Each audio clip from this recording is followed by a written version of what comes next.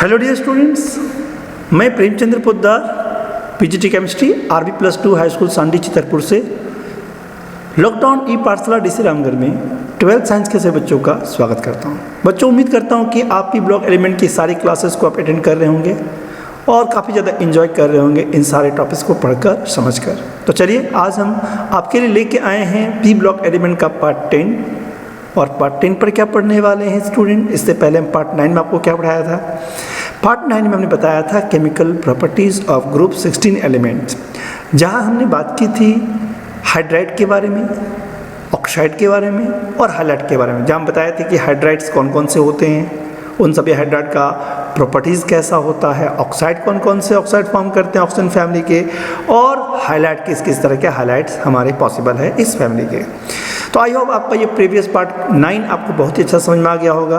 तो चलिए, इसी उम्मीद के साथ आज पार्ट 10 की शुरुआत करते हैं। और आज इस पार्ट 10 में आज जिस टॉपिक पर आज हम लोग पढ़ने वाले हैं वो टॉपिक आपके एग्जामिनेशन के लिए बहुत इंपॉर्टेंट है स्टूडेंट। ये एग्ज़ाम में अक्सर क्वेश्चंस आता है कि आप सल्फ्यूरिक एसिड का मैन्युफैक्चरिंग कॉन्टैक्ट प्रोसेस से कैसे करेंगे, इसको डिस्क्राइब कीजिए।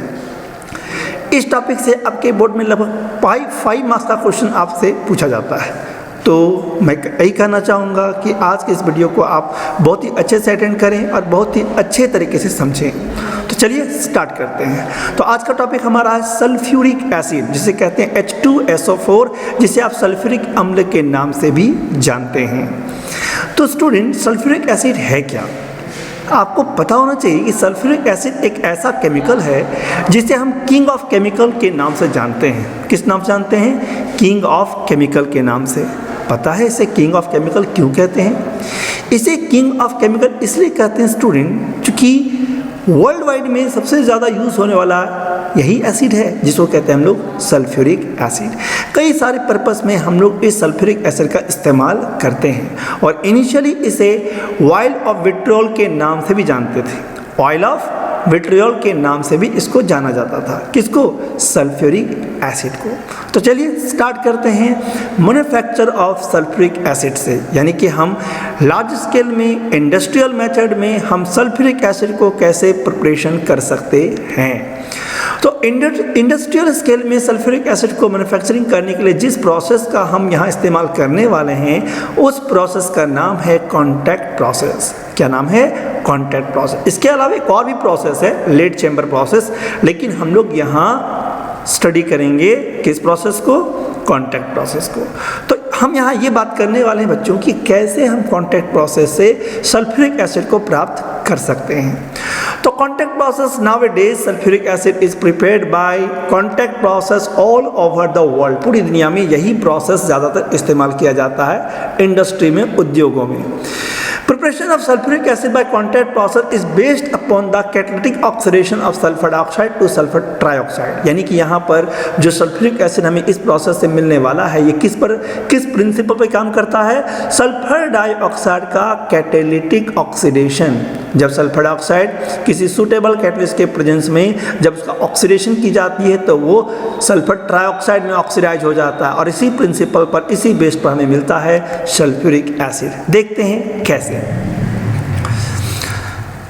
Detail of contact process. अब हम कॉन्टैक्ट प्रोसेस को डिटेल्स करने जा रहे हैं। डिटेल करने के लिए हम सबसे पहले ये बात करेंगे कि कॉन्टैक्ट प्रोसेस है सल्फ्यूरिक एसिड का जो हम लोग प्रिपरेशन करने वाले हैं, मैन्युफैक्चरिंग करने वाले हैं, उसमें कौन कौन से स्टेप इन्वॉल्व होते हैं। तो यदि मैं स्टेप की बात करूं तो total 4 steps are involved for the manufacturing of sulphuric acid in this process as a contact process. कौन कौन से स्टेप स्टूडेंट याद रखेंगे? सबसे पहले स्टेप में हम पाएंगे प्रिपरेशन ऑफ सल्फर डाइऑक्साइड, यानी कि इस स्टेप में हमें मिलेगा सल्फर डाइऑक्साइड। दूसरे स्टेप में जो सल्फर डाइऑक्साइड मिला, एक इम्प्योर सल्फर डाइऑक्साइड होता है, उसमें कई तरह की इम्प्योरिटीज़ होती है, इसीलिए हम इस स्टेप में करेंगे सल्फर डाइऑक्साइड का प्यूरिफिकेशन। थर्ड स्टेप में जब सल्फर डाइऑक्साइड प्यूरिफाई हो जाएगा तो उसमें ऑक्सीजन के साथ अभिक्रिया करके यानी कि कैटलिस्ट के प्रेजेंस में सल्फर डाइऑक्साइड क्या कर देंगे, ऑक्सीडेशन, और वो ऑक्सीडेशन होके आपको दे देगा सल्फर ट्राइऑक्साइड। सल्फर डाइऑक्साइड के मिलने के बाद हम उसका करेंगे एब्जॉर्प्शन, सल्फर ट्राइऑक्साइड का होगा एब्जॉर्प्शन, और लास्ट स्टेप में सल्फर ट्राइऑक्साइड के एब्जॉर्प्शन के बाद जो प्रोडक्ट मिलेगा जिसे हम ओलियम कहेंगे, और उस ओलियम का हम कर देंगे डाइल्यूशन। तो ये थे आपके टोटल 5 स्टेप्स जो हमारे मैन्युफैक्चरिंग ऑफ सल्फ्यूरिक एसिड में भाग लेता है। एक एक स्टेप पर हम लोग डिटेल करने वाले हैं, और इसके लिए हम सबसे पहले आपको हम दिखाना चाहेंगे ये फ्लो शीट डायग्राम। इस फ्लो शीट डायग्राम के थ्रू से हम एक एक स्टेप पर डिस्क्राइब करेंगे कि कैसे हमें मिलता है finally sulphuric acid, oleum to sulphuric acid. तो चलिए एक एक स्टेप पर हम बात करते हैं। स्टूडेंट, ये जो आपके बीच जो फ्लो शीट डायग्राम जो आप दिख रहा है, यानी ये जो फिगर दिख रहा है, ये एक फ्लो शीट डायग्राम है, और इस फ्लो शीट डायग्राम में क्या क्या है मैं आपको थोड़ा समझा दूं। ये जो सबसे पहला कंपार्टमेंट आपको जो ये दिख रहा है, इसको कहते हैं student sulphur burner. Sulphur burner, burner मतलब जो चीज़ जलाया जाए। सेकेंड पार्ट में आप देख रहे हैं स्टूडेंट, यहाँ से लेकर सेकेंड पार्ट में जो आपका यहाँ से लेकर यहाँ तक, ये पूरा पार्ट कहलाता है प्यूरिफाइंग यूनिट। क्या कहलाता है? Purifying unit. क्योंकि जब हमें यहाँ सल्फर जब मिलेगा, सल्फर का जब ऑक्सीडेशन होगा और जब सल्फर डाइऑक्साइड मिलेगा तो वो सल्फर डाइऑक्साइड में इम्प्योरिटीज होता है, इसीलिए हम इस चैम्बर में पास करने से पहले हम क्या करेंगे, इसका प्यूरिफिकेशन करेंगे। तो ये प्यूरिफिकेशन यूनिट में हमारा सबसे पहला प्यूरिफिकेशन यूनिट है डस्ट प्रेसिपिटेटर या डस्ट चैम्बर कह सकते हैं आप इसे। दूसरा प्यूरिफाइंग यूनिट का नाम है washing and cooling tower. Next purifying unit जिसका नाम है drying tower. Next arsenic purifier as a preheater, catalytic chamber यानी कैटलिटिक कन्वर्टर, यानी कि इस आर्सेनिक प्यूरिफायर से होकर जब हम SO2 गैसेस के मिक्सचर को पास करेंगे, ऑक्सीजन के और SO2 गैसेस के मिक्सचर को, तो हम अगले चैम्बर में ले जाएंगे कैटलिटिक कन्वर्टर में। कैटलिस्ट के प्रेजेंस में सल्फर डाइऑक्साइड का हो जाएगा ऑक्सीडेशन और मिल जाएगा हमें सल्फर ट्राइऑक्साइड, और इस सल्फर ट्राइऑक्साइड को इस आउटलेट के जरिए हम ले जाएंगे अगले कंपार्टमेंट में, जिस कंपार्टमेंट का नाम यहाँ लिखा हुआ तो नहीं है, लेकिन इसका नाम है एब्जॉर्प्शन टावर। क्या नाम है? एब्जॉर्प्शन टावर, जहां सल्फर ट्राइऑक्साइड जो है H2SO4 के द्वारा एब्जॉर्ब होकर ओलियम में कन्वर्ट हो जाएगा। क्या चीज में? ओलियम में, जिसका फॉर्मूला है H2S2O7। तो चलिए देखते हैं कैसे ये सब होता है। एक एक स्टेप पर हम लोग डिटेल करेंगे। सबसे पहले हम स्टार्ट करेंगे यहाँ से। तो सबसे पहले हम क्या करने वाले हैं, प्रिपरेशन ऑफ सल्फर डाइऑक्साइड। जरा इसको ध्यान से देखेंगे स्टूडेंट। ये जो आप देख रहे हैं सेल्फ समझते हैं, सेल्फ जो सेल्फ लगा रहा है, जो आप लोग बुक जैसे रखते हैं, उस तरह का इस बर्नर में कई सारे सेल्फ है, और इस सेल्फ में है सल्फर। इस सेल्फ में क्या रखा हुआ है? सल्फर। या आप यहाँ पे सल्फर रख सकते हैं, या आप आयरन पायराइड भी यूज कर सकते हैं, जिससे हमें मिलेगा सल्फर डाइऑक्साइड। तो यहाँ होता क्या student, sulphur dioxide is obtained by burning sulphur और by heating iron pyrite. Sulphur को बर्न करके या आयरन पायराइड को हिट करके हम इस पायराइड बर्नर से या सल्फर बर्नर से हमें मिल जाता है सल्फर डाइऑक्साइड, यानी sulphur plus oxygen to form sulphur dioxide, या आयरन पायराइड यदि हो तो ऑक्सीजन के साथ यानी एयर पास करके ऑक्सीजन के साथ अभिक्रिया करके ये आयरन ऑक्साइड और सल्फर डाइऑक्साइड में मिल जाता है। तो इस यूनिट में हम लोग को क्या मिला? Sulphur dioxide. बहुत ज़्यादा एयर पास कर रहे हैं तो साथ ही साथ सल्फर डाइऑक्साइड के साथ इसमें और भी चीज़ है, क्या? ऑक्सीजन। लेकिन ये जो सल्फर डाइऑक्साइड है जो स्टूडेंट, ये प्योर सल्फर डाइऑक्साइड नहीं है। कैटलिटिक कन्वर्टर में पास करने से पहले हम इसे क्या करेंगे? प्यूरिफाई करेंगे। तो हमारा अगला स्टेप है प्यूरिफिकेशन ऑफ सल्फर डाइऑक्साइड। अब क्वेश्चन ये राइज होता है कि सर जो हमें सल्फर डाइऑक्साइड जो मिला, इसमें किस किस तरह की इम्प्योरिटीज रहता है उसके साथ एसोसिएट। तो यदि मैं सल्फर डाइऑक्साइड में एसोसिएट इम्प्योरिटीज की बात करूं, तो sulphur dioxide contain a number of impurities as dust particle. इसमें होते हैं डस्ट पार्टिकल्स होते हैं, आर्सेनस ऑक्साइड होते हैं, वेपर्स होते हैं, सल्फर्स होते हैं, और भी कई तरह के इम्प्योरिटीज इस सल्फर डाइऑक्साइड के साथ एसोसिएट रहता है। This impurities must be removed. इस इम्प्योरिटीज को हटाना हमारे लिए बहुत ही आवश्यक है, otherwise catalyst losses its efficiency, यानी कैटलिटिक पोजन, यानी कि एक तरह का इम्प्योरिटीज है वो कैटलिटिक पोजन का काम करेगा। मतलब ये जो हमारा कैटलिस्ट कन्वर्टर है, जहाँ हमारा SO2 का होने वाला ऑक्सीडेशन, वो कैटलिस्ट की एफिशिएंसी को घटा देगा, लॉस कर देगा। इसीलिए हम क्या करेंगे, इस इम्प्योरिटीज को हटाना ज़रूरी समझेंगे। तो चलिए करते हैं एक एक करके इसका प्यूरिफिकेशन। सबसे पहले हम यहाँ से स्टार्ट करते हैं जिसका नाम है डस्ट चैम्बर। इस डस्ट प्रेसिपिटेटर में हम स्टीम पास करेंगे और स्टीम पास करने से क्या होगा स्टूडेंट, डस्ट के जितने भी पार्टिकल्स है वो एब्जॉर्ब कर जाएगा और नीचे सेटल हो जाएगा और इस तरह से हम डस्ट पार्टिकल को रिमूव कर सकते हैं इस डस्ट प्रेसिपिटेटर के थ्रू से या डस्ट चैम्बर के थ्रू से। SO2 is first pass through. SO2 is first pass through the dust chamber where steam is sprayed, जहाँ हम स्टीम को पास करते हैं, स्प्रेड करते हैं over the gas to remove the dust particle which settle down, जिससे क्या होगा डस्ट पार्टिकल रिमूव हो जाएगा और हमारा सल्फर डाइऑक्साइड में डस्ट पार्टिकल जितने भी थे वो हट गया।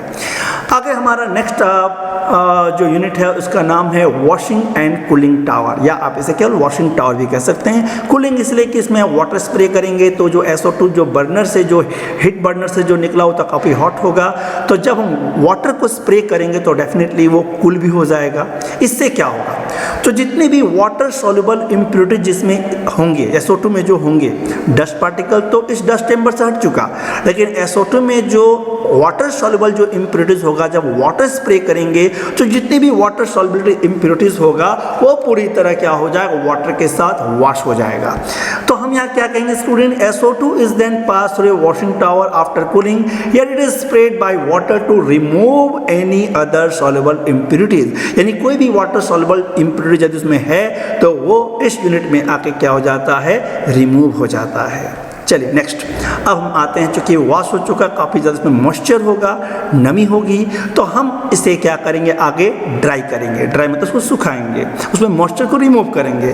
तो हम इसके लिए अगले यूनिट की बात करने जा रहे हैं जिस यूनिट का नाम है ड्राइंग टावर। ड्राइंग टावर का नाम समझ में आ रहा है, यहाँ पर हमारा जो मॉइस्चर सल्फर डाइऑक्साइड जो हमें मिला उसको हम क्या करेंगे, ड्राई करेंगे। कैसे करेंगे, इसके लिए हम यहाँ यूज़ करते हैं डिहाइड्रेटिंग एजेंट में कॉन्क H2SO4। कॉन्क H2SO4 बच्चों क्या है, एक डिहाइड्रेटिंग एजेंट है जो वाटर एफिनिटी इसकी काफ़ी अच्छी होती है, वाटर को वो हटाने का काम करता है, वाटर को रिमूव करने का काम करता है, इसलिए तो बोलते हैं इसको डिहाइड्रेटिंग एजेंट। कौन, कॉन्क H2SO4। तो होता क्या student, the gas is now dried by passing through drawing tower. पहले हम पास कर दिए इस ड्राइंग टावर में, एक second, where Conc H2SO4 as a dehydrating agent is sprayed, हम यहाँ स्प्रे कर रहे हैं। H2SO4 रिमूव मॉइस्चर, H2SO4 क्या करेगा, उस मॉइस्चर को, उस वाटर के मॉलिक्यूल्स को क्या कर देगा, रिमूव कर देगा। कहाँ से, सल्फर डाइऑक्साइड से, जो सल्फर डाइऑक्साइड प्रेजेंट था जो वॉशिंग टावर से हम लोग जस्ट बाहर निकाले थे।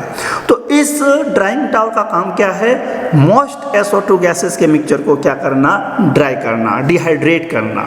चलिए नेक्स्ट यूनिट का नाम हम बात करते हैं जिसका नाम है टिंडल बॉक्स, TYNDALL, टिंडल बॉक्स, जिसको हम कहते हैं टेस्टिंग बॉक्स, हम इसकी बात कर रहे हैं। Okay, arsenic oxide is a poison, arsenic oxide भी इम्प्योरिटीज के रूप में इसमें प्रेजेंट है SO2 में, और वो काफ़ी पोजनस गैस है। किस तरह का पोजनस है कि वो कैटलिस्ट की एफिशिएंसी को कम करने का काम करता है। तो it is remove when the gas is passed over ferric hydroxide. आप यहाँ देख रहे हैं स्टूडेंट, यहाँ कई सारे सेल्फ हैं और इस सेल्फ में सॉरी ये हम इसकी बात करेंगे ना, यहाँ पर बहुत सारे सेल्फ लगे होते हैं और इस सेल्फ में हमारा क्या है, फेरिक हाइड्रोक्साइड, क्या है, FeOH3 as a ferric hydroxide, क्या है, फेरिक हाइड्रोक्साइड। जब हम यहाँ से ड्राई SO2 और O2 के गैसेस मिक्सचर को जब हम इस आर्सेनिक प्यूरीफायर में पास करेंगे, आर्सेनिक प्यूरीफायर इसलिए कहते हैं बच्चों क्योंकि यहाँ पर जो आर्सेनिक ऑक्साइड की जो इम्प्योरिटीज़ है यहाँ रिमूव हो जाने वाला है। तो जैसे ही इस SO2 और O2 के गैसेस मिक्सचर को हम जब इस आर्सेनिक प्यूरीफायर में पास करेंगे तो जितना भी इसमें इम्प्योरिटीज के फॉर्म में जो आर्सेनिक ऑक्साइड होगा, हाइड्रेटेड फेरिक ऑक्साइड मतलब as a most hydrated oxide, मतलब वाटर एसोसिएट फेरिक ऑक्साइड जो एक FeOH3 फॉर्म करता है। तो यहाँ आप लिख सकते हैं केवल FeOH3, ये भी चलेगा। तो यहाँ हमारा क्या फील्ड है, FeOH3, और ये FeOH3 जो स्टूडेंट आर्सेनिक ऑक्साइड के साथ केमिकली रिएक्ट करके, बोलिए, FeSO3 बना के उसको अलग कर देगा, मतलब दूर कर देगा, और इस तरह से आर्सेनिक ऑक्साइड जो है रिमूव हो जाएगा। In order to remove traces of H2O3 यानी arsenic oxide, it is pass through a test box. जब ये पूरी तरह रिमूव हो गया तो हम उसको एक टेस्टिंग बॉक्स में ले जाएंगे। इस डायग्राम में टेस्टिंग बॉक्स को दिखाया नहीं गया है, लेकिन हम ये चेक करेंगे स्टूडेंट कि ये जो हमें मिला SO2 और O2 क्या वो पूरी तरह से उसमें इम्प्योरिटीज हट चुका है या नहीं हट चुका है। इसके लिए हम एक टेस्टिंग बॉक्स में ले जाते हैं। कहाँ? एक टेस्टिंग बॉक्स में, जिसको बोलते हैं टिंडल बॉक्स, जिसको क्या कहते हैं हम लोग? Tyndall box. होता है क्या student?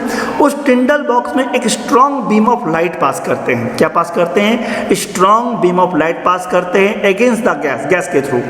If there is no scattering light in the box, यदि उस बॉक्स के अंदर लाइट का कोई स्कैटरिंग नहीं होता, लाइट का स्कैटरिंग ऑप्टिक्स में पढ़े होंगे बच्चों।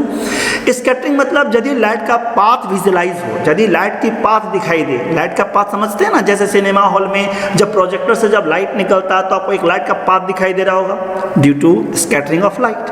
तो यदि हम उस टिंडल बॉक्स में, जिसमें हम SO2 और O2 के गैसेस मिक्सचर को लिए हैं, ये चेक करने के लिए कि ये SO2 O2 में जो इम्प्योरिटीज है वो बिल्कुल रिमूव हुआ है या नहीं। तो यदि उसमें स्ट्रॉन्ग बीम ऑफ लाइट यदि पास करते हैं और यदि उसमें लाइट का स्कैटरिंग होता है, या दूसरे शब्दों में कहें उसमें पाथ ऑफ लाइट विजुअलाइज होता है, तो इसका मतलब ये होता है कि उसमें डस्ट पार्टिकल्स या इम्प्योरिटीज अभी भी एसोसिएट है। और यदि किसी तरह का कोई विजुअलाइजेशन नहीं होता है, पाथ ऑफ लाइट का, स्कैटरिंग लाइट का नहीं होता, समझ जाए उसमें इम्प्योरिटीज बिल्कुल खत्म हो चुका है, यानी हम अगले यूनिट में ले जाने के लिए पूरी तरह तैयार हैं। तो स्ट्रॉन्ग बीम ऑफ लाइट कहाँ पास करते हैं? उस टेस्टिंग बॉक्स में, जिस टेस्टिंग बॉक्स में हम रखे हैं सल्फर डाइऑक्साइड का गैसेस मिक्सचर, SO2 और O2 के गैसेस मिक्सचर को। तो हम क्या कह रहे थे? If there is no scattering of light, यदि उस बॉक्स में किस तरह का लाइट का स्कैटरिंग नहीं होता, मतलब लाइट का पाथ दिखाई नहीं देता, इससे ये पता चलता है, it indicates that gas is free from arsenic oxide, यानी जो आर्सेनिक ऑक्साइड जो इम्प्योरिटीज था वो पूरी तरह रिमूव हो चुका है, अब वो प्योर हो चुका है। डस्ट पार्टिकल रहेगा तब भी स्कैटरिंग होगा। तो स्कैटरिंग का ना होना, टेस्टिंग बॉक्स में जब हम लाइट पास करते हैं और लाइट स्कैटरिंग नहीं हो रहा है, लाइट का पाथ दिखाई नहीं दे रहा है, इसका ये निष्कर्ष निकलता है कि उसमें आर्सेनिक ऑक्साइड जैसे इम्प्योरिटीज या डस्ट पार्टिकल जैसे इम्प्योरिटीज पूरी तरह खत्म हो चुका है। तो ये टेस्टिंग बॉक्स का काम है टेस्ट करना, ये टेस्ट करना कि जो SO2 और O2 गैस को हमने जो इतना देर तक में उसका प्यूरिफिकेशन किया वो प्यूरिफाई हुआ या नहीं। ये मान के चलिए कि आपका ये प्यूरिफाई हो चुका। अब प्यूरिफाई हो चुका तो हम अगले स्टेप में जाएंगे, अगले यूनिट में जाएंगे, जिसका नाम है oxidation of sulphur dioxide two sulphur trioxide. ये कहाँ होने वाला है? ये होने वाला है हमारा यहाँ पर कैटालिटिक कन्वर्टर में। कैटलिस्ट यहाँ पर यूज में लेते हैं vanadium pentoxide, vanadium pentoxide as a catalyst. तो होता है क्या स्टूडेंट? इसको हम कह सकते हैं कॉन्टैक्ट टावर या इसे कह सकते हैं कैटालिटिक चैम्बर, एक ही बात है। Oxidation of sulphur dioxide is carried out in contact tower where V2O5 is filled. आप देख सकते हैं कि ये जो सेल फेस में वेनेडियम पेंटॉक्साइड फील्ड है, क्या फील्ड है? Vanadium pentoxide is filled in different pipes. So SO2 here react with air. SO2 जो है उस O2 गैस के साथ, एयर के साथ रिएक्ट करके क्या दे देगा? Sulphur trioxide.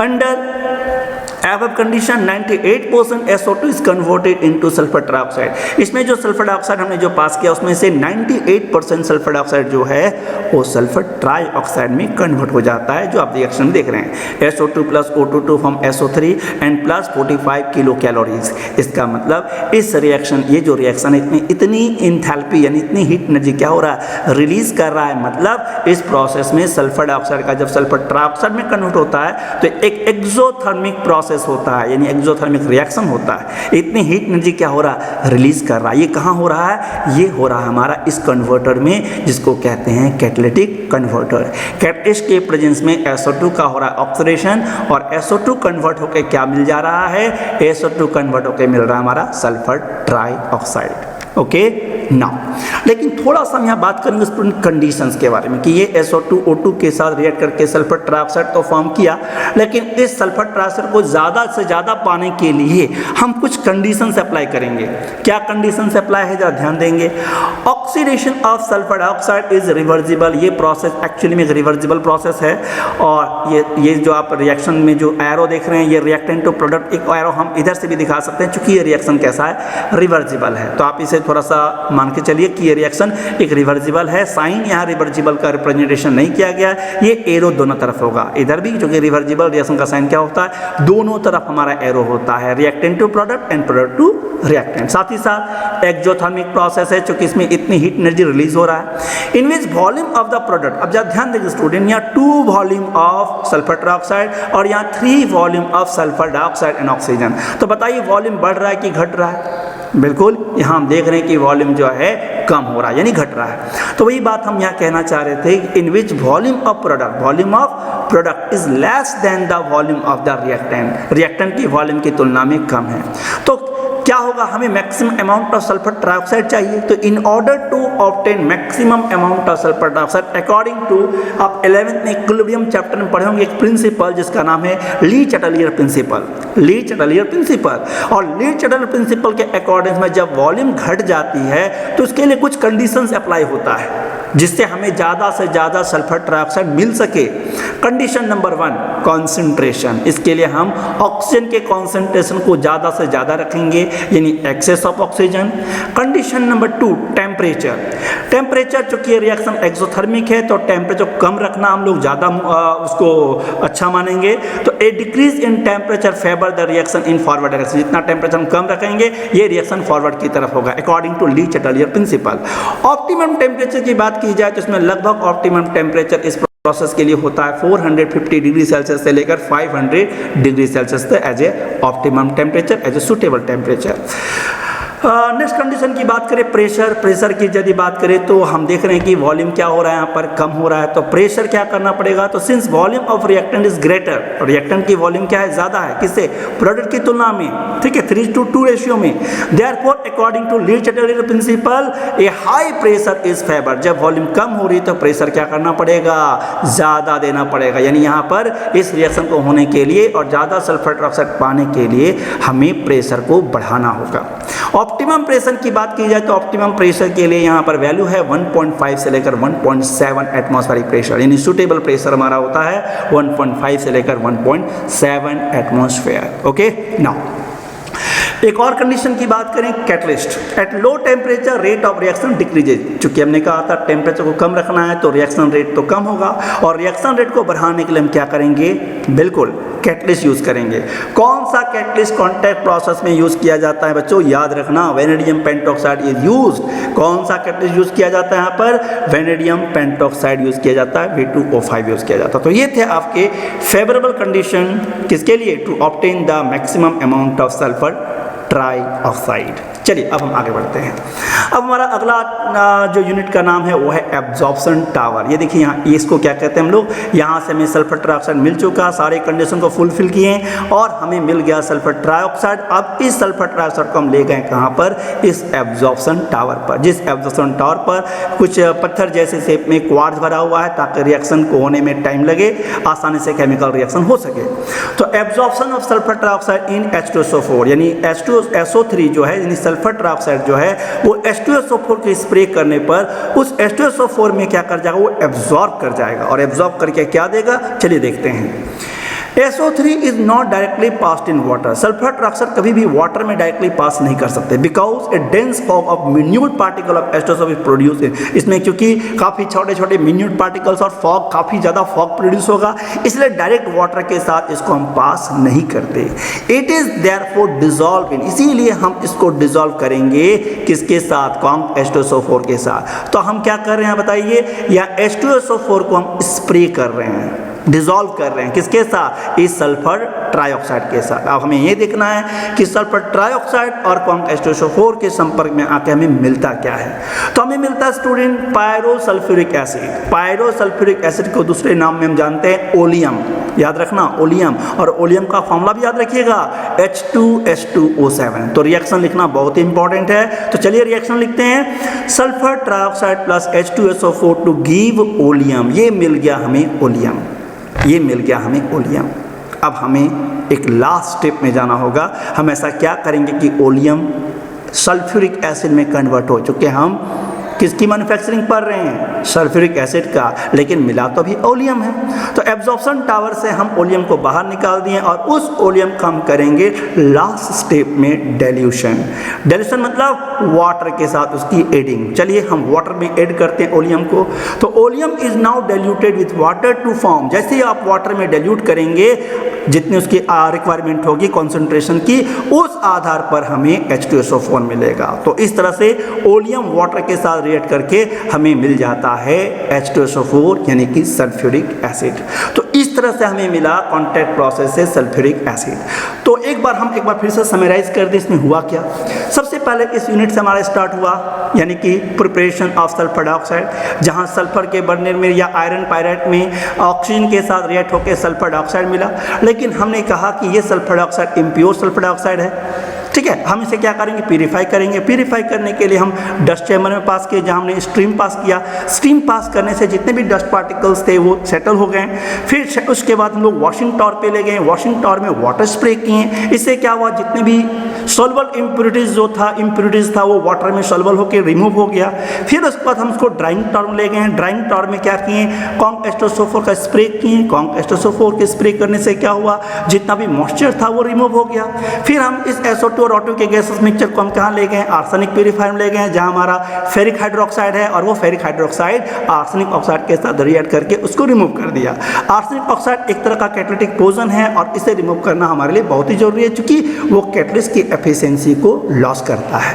जब हमारा एक सारा प्रोसेस हो जाता है, रिफाइन मतलब प्यूरीफाई हो जाता है, तो हम उसको एक टेस्टिंग बॉक्स में ले जाते हैं, ये टेस्ट करने के लिए कि हमारा SO2 जो है वो पूरी तरह मतलब उसमें इम्प्योरिटीज पूरी तरह हटा या नहीं। कैसे किए थे याद है ना? एक टेस्टिंग बॉक्स में स्ट्रॉन्ग बीम ऑफ लाइट पास किए थे और स्ट्रॉन्ग बीम ऑफ लाइट के पास होने से यदि लाइट का स्कैटरिंग नहीं हुआ, इसका मतलब ये इंडिकेशन मिला कि सल्फर डाइऑक्साइड क्या है? प्योर है। फिर उसके बाद हम ले गए कैटालिटिक कन्वर्टर में। कैटालिटिक कन्वर्टर में क्या हुआ? कैटालिटिक कन्वर्टर में हमारा SO2 जो है V2O5 की कैटलिस्ट के प्रेजेंस में वो सल्फर ट्राइऑक्साइड में कन्वर्ट हो गया। टेम्परेचर को लो रखकर और ली चैटलेट प्रिंसिपल को ध्यान रखकर कि large amount of sulphur dioxide को कैसे प्राप्त किया जाए। सल्फर डाइऑक्साइड मिलने के बाद हम ले गए अगले पार्ट में, जिसका नाम है एब्जॉर्प्शन टावर। इस एब्जॉर्प्शन टावर में हम कॉन्क H2SO4 को स्प्रे किए, जिससे सल्फर डाइऑक्साइड H2SO4 से रिएक्ट करके ओलियम में कन्वर्ट हो गया, यानी कि H2SO7 में। और लास्ट स्टेप में हम इस ओलियम का कर दिए डेल्यूशन, और इस डेल्यूशन से हमें मिल गया क्या? Sulphuric acid. तो इस तरीके से हम लोग आसानी से कॉन्टैक्ट प्रोसेस से सल्फ्यूरिक एसिड का मैन्युफैक्चरिंग कर सकते हैं। तो आई होप आज आपको कॉन्टैक्ट प्रोसेस के द्वारा कैसे सल्फ्यूरिक एसिड का मैन्युफैक्चरिंग करते हैं समझ में आ गया होगा। वीडियो को पॉज करते हुए इसे आप अपने कॉपी में नोट्स तैयार कर सकते हैं, और जो टॉपिक में जहाँ जिस टर्म में आपको दिक्कत हो, वीडियो को पॉज करके या वीडियो को पीछे करके भी आप उस कॉन्सेप्ट को दोबारा समझ सकते हैं। तो चलिए, उम्मीद है आपको कॉन्टैक्ट प्रोसेस का ये समझ में आपको आ गया होगा। मैंने पहले भी कहा था ये एग्जाम के लिए बहुत इंपॉर्टेंट है और इसको बहुत अच्छी तरीके से समझ लीजिए। ओके, धन्यवाद बच्चों। लॉकडाउन ई पाठशाला DC रामगढ़ की क्लासेस की कंटेंट को बनाए रखें और खूब एंजॉय कीजिए और खूब मन लगा के अपनी एग्जाम की तैयारी करें। धन्यवाद।